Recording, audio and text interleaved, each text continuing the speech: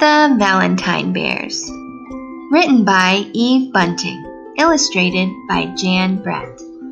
It was October 14th, and the bear's den was snug and secure for the winter. Mrs. Bear set her alarm for February 14th. Then she curled herself comfortably against Mr. Bear's back and listened to his snores. It was good to settle down for a long 4-month sleep. When the alarm went off 4 months later, Mrs. Bear could hardly believe it. It seemed as if she'd just gone to bed.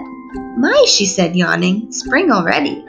And then she remembered it wasn't spring yet. She'd set the alarm early for a special reason. Mrs. Bear stretched, scratched, kissed Mr. Bear on his nose, and got up. Mr. Bear could sleep through just about anything, and she was glad. She had things to do. First, she made a sign. "It's nice to share Valentine's Day with someone you love."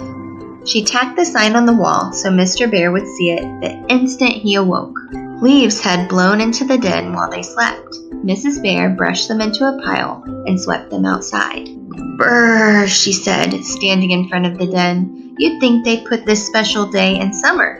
Mr. Bear and I have never shared a Valentine's Day in all our years together."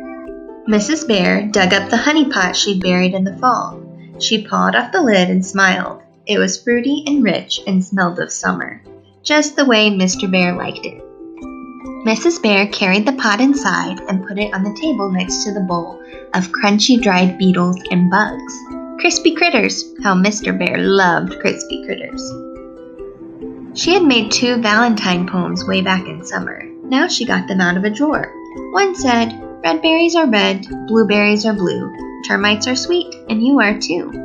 The other one said, "Your teeth are so sharp, your claws are so fine. Dear Mr. Bear, you are my Valentine." She couldn't decide which poem she liked best, so she decided to give them both to Mr. Bear. Mrs. Bear huddled herself deep in her coat and went outside again. "Only crazy creatures would be out this early in the year," she muttered. The sun shone through a haze pale as milk. Crows cawed in the white air. The arms of the trees scratched at the sky. Mrs. Bear clawed away the ice on the top of the pond. She splashed water on her ears and muzzle. She sleeked her head fur and took a long, cold drink. It was time to waken Mr. Bear. Mr. Bear's snores drifted from the den, and she smiled. Mr. Bear could sleep through just about anything. Mrs. Bear shook his shoulder. "Time to get up, Mr. Bear." "Bronk," snored Mr. Bear. Mrs. Bear shook harder. "Wake up, Mr. Bear." Mr. Bear shrugged her away and turned his face to the wall. "Just another 5 weeks, he begged. Mrs. Bear poked his back. "Happy Valentine's Day." Mr. Bear curled himself into a fur ball. "Frunk," he said. "Oh, no, you don't." Mrs. Bear pulled Mr. Bear's ears till he uncurled himself. She tickled his paws, she pried open his eyes, and watched them drop closed again. "Frunk," said Mr. Bear. Mrs. Bear sighed. She took their empty berry can, snuggled deep in her coat, and went back outside. A wolverine slept safe in a hollow log. A deer drank from the pond. It stopped drinking and looked at Mrs. Bear with surprise as she filled the berry can. Mrs. Bear decided the deer had never seen a bear up and about so early. She carried the can of ice water inside. "I'm sorry about this, Mr. Bear," she said. "But you can't just keep on sleeping. This is a very special day. 1, 2, 3. "Surprise!" Mr. Bear shouted and sat straight up. It was a surprise, all right. Mrs. Bear jumped and the ice water splashed all over her. Mr. Bear hugged her. "You thought I could sleep through just about anything, didn't you?" he boomed.